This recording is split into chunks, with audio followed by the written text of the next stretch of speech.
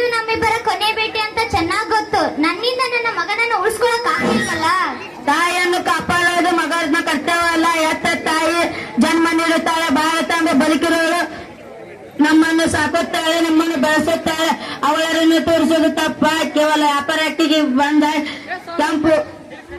ಕೆಂಪು ಕುಂಡಿಗಳು ನಮ್ಮನ್ನು ಕಪಿ ಮುಷ್ಟಿ ಇಟ್ಟುಕೊಂಡು ಆಡೋದನ್ನು ನೋಡಿ ಸುಮ್ಮನಿಲ್ಲ. ಮಾ ಹೇಳು ಮಗನೇ ಮಗನೇ, ನಿನ್ನ ಈ ಆದರ್ಶ ಈ ಹೋರಾಟ ಎಲ್ಲ ಸರಿನಪ್ಪ.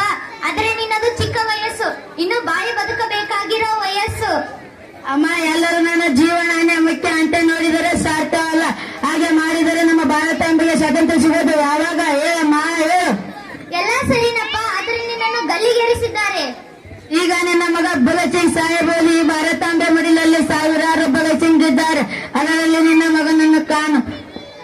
ಭಾರತಾಂಬೆ ಕುಸರ ಬ್ರಿಟಿಷರ ಎದುರಿಗೆ ಓಡಾಡಲು ಇರೋದನ್ನು ಬಯಸ್ತೇನೆ. ಮಾ ಹೇಳು. ಅಯ್ಯೋ ದೇವರೇ, ಎಂತ ಪರಿಸ್ಥಿತಿ ತಂದು ಬಿಟ್ಟೆಪ್ಪ. ನೀ ಸಾಯೋದನ್ನ ನನ್ ಕಣ್ಣಾರೆ ನೋಡ್ಬೇಕಾ? ಅದಕ್ಕಿಂತ ನಾ ಸಾಯೋದೇ ಮೇಲು. ಹಾಗೆ ಹೇಳ್ಬೇಡ ಅಮ್ಮ. ಇವತ್ತು ನಿನ್ನ ಮಗ ಭಗತ್ ಸಿಂಗ್ ಸಾಹೇಬರು ಅವನ ಆದರ್ಶಗಳು ಸಾಯೋದಿಲ್ಲ. ನಮ್ಮ ಭಾರತಾಂಬೆಗೆ ಸ್ವಾತಂತ್ರ್ಯ ಸಿಕ್ಕಾಗ ಪ್ರತಿಯೊಂದು ತಾಯಿಯು ತನ್ನ ಮಗ ಭಗತ್ ಸಿಂಗಿನ ಆಗಿರ್ಬೇಕೆಂದು ಬಯಸುತ್ತಾರೆ. ಸಾವು ದೇಹಕ್ಕೆ ಹೊರತು ಆದರ್ಶಕ್ಕೆ ಅಲ್ಲ. ಅಲ್ಲಿವರೆಗೂ ನನ್ನ ಆದರ್ಶಗಳು ಜೀವಂತ ಇರುತ್ತವೆ, ಅಲ್ಲಿವರೆಗಿನ ಜೀವಂತ. ಇಕ್ಕುಲ ಮಗನೇ ಮಗನೇ, ನಿನ್ನಂತ ಮಗನನ್ನ ಪಡೆಯೋಕೆ ನಾ ಎಷ್ಟು ಪುಣ್ಯ ಮಾಡಿದೇನೋ ಏನೋ. ಎಲ್ಲಾರು ನನ್ ಮನೆ, ನನ್ ಹೆಂಡತಿ, ನನ್ ಸಂಸಾರ ಅಂತ ಹೋರಾಟ ಮಾಡಿದ್ದಾರೆ. ನೀನು ಈ ದೇಶನೇ ನನ್ ಮನೆ, ಇವರೆಲ್ಲರೂ ನನ್ ಕುಟುಂಬದವ್ರ ಅಂತ ಹೋರಾಟ ಮಾಡ್ತೀಯಲ್ಲ. ಇಲ್ಲ, ಇನ್ನು ನನಗೇನು ಬೇಡ, ನಾನು ಅಳೋದಿಲ್ಲ. ಅಮ್ಮ, ನಂಗೆ ಮುಂದಿನ ಜನ್ಮ ಅಂತ ಇದ್ದರೆ ನಿನ್ನ ಮಗನಾಗಿ ಇವತ್ತೇ ನಿನ್ನ ಗುಣ ತಿರುಗಿಸ್ತೇನೆ. ಈ ಜನ್ಮದಲ್ಲಿ ನನ್ನನ್ನು ಕ್ಷಮಿಸಿ ಬಿಡು. ದೃಶ್ಯ 2. ಭಗತ್ ಸಿಂಗ್ನನ್ನು ಗಲ್ಲಿಗೇರಿಸುವ ಮೊದಲು ಬ್ರಿಟಿಷ್ ಜೈಲಾಧಿಕಾರಿಗಳು ಹಾಗೂ ಭಗತ್ ಸಿಂಗ್ನ ನಡುವೆ ಸಂವಾದ.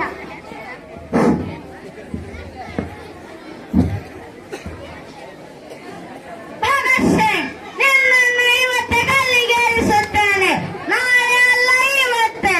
ಸಂತೋಷ ಸಾಹೇಬರೇ, ನಿಮ್ಮಂತ ಬೀದಿ ನಾಯಿಗಳ ಜೊತೆ ಕೊಳ್ಳಿಯಾಗಲು ಬದುಕೋದಿಂತ ಸ್ವತಂತ್ರವಾಗಿ ನಡೆಯುವುದೇ ಒಳ್ಳೆಯದು.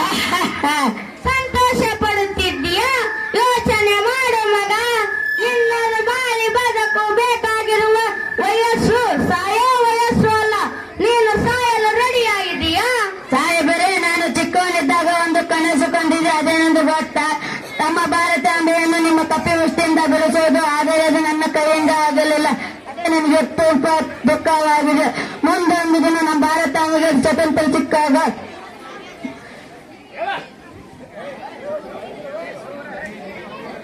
ಸಿಕ್ಕಾಗ ಪ್ರತಿಯೊಂದು ಮುಂದೊಂದು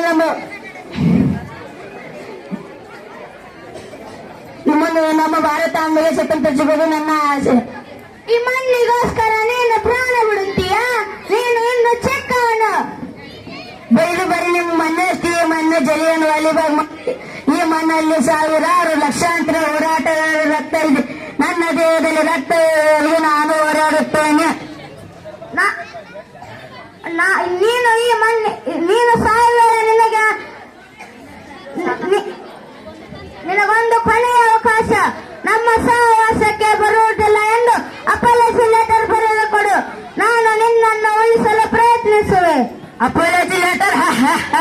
ಈ ಭಗತ್ ಸಿಂಗನ ಮೈಯಲ್ಲಿ ಹರಿಯುತ್ತಿರುವುದು ಏಡಿಗಳ ರಕ್ತವಲ್ಲ, ವೀರ ರಕ್ತ. ಪ್ರಾಣ ಬಿಡುತ್ತೇನೆ ಹೊರತು ನಿಮಗೆ ಸುಣ್ಣಾಗುವುದಿಲ್ಲ. ಹಾಗಾದರೆ ನೀನು ಸಾಯಲು ಸಿದ್ಧವಾಗಿರು.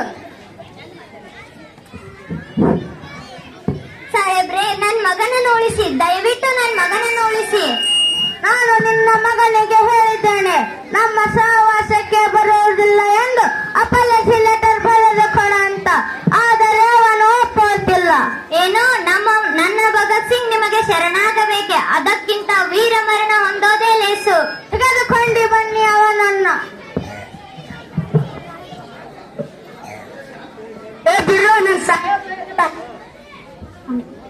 ದೃಶ್ಯ 3.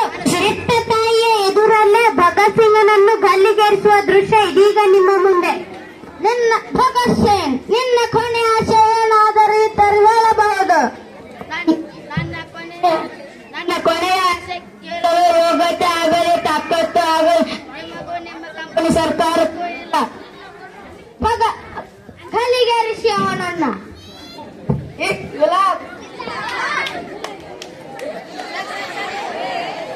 ಹಾ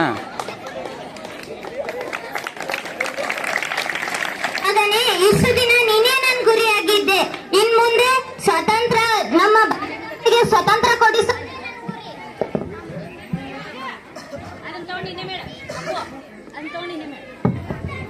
ಮಗನೇ ಇಷ್ಟು ದಿನ ನೀನೇ ನನ್ ಗುರಿಯಾಗಿದ್ದೆ ಇನ್ ಮುಂದೆ ನಮ್ಮ ಭಾರತಾಂಬೆಗೆ ಸ್ವತಂತ್ರ ಕೊಡಿಸೋದೇ ನನ್ ಗುರಿ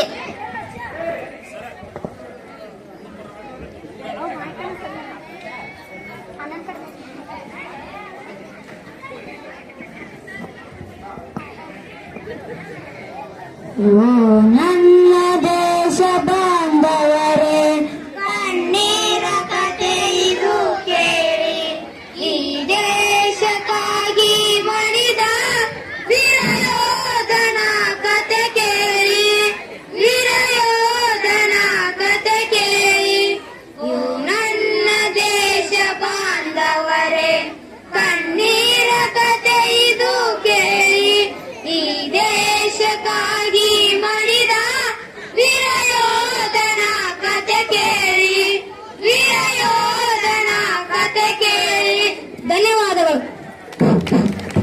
ಧನ್ಯವಾದಗಳು.